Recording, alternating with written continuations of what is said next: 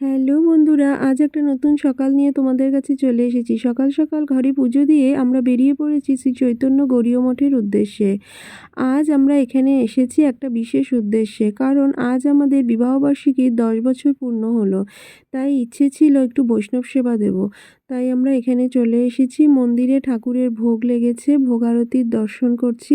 তোমাদের সাথেও একটু ভগবান দর্শন করালাম। এখন আমরা এখান থেকে প্রসাদ নিয়ে বাড়ির উদ্দেশ্যে যাচ্ছি। তো ঘরেও পিসিমণি পুজো দিয়েছিল। গোপালের দর্শন করে নাও। গোপাল কি সুন্দর সোয়েটার পরেছে ঠান্ডার মধ্যে, আর টুটন নিয়ে এসেছে একটা কেক। আর এখানে সমস্ত ঠাকুরের ভোগের প্রসাদ সাজিয়ে রাখা হয়েছে।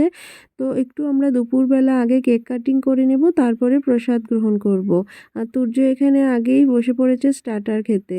তো দুপুরে তো কেক কেটে নিয়েছি, আবার সন্ধ্যাবেলা কেক কাটিং হলো। ছোটোমাসি কেক নিয়ে এসেছিল, যদিও ছোটোমাসি চলে গেছে। তো এখন আবার সবাই মিলে কেক কাটিং হচ্ছে। দুপুরে একবার কেক কাটলাম, এখন আবার। তো আজকের দিনটা আমরা এইভাবেই সেলিব্রেট করলাম। তোমাদের কেমন লাগলো অবশ্যই জানিও।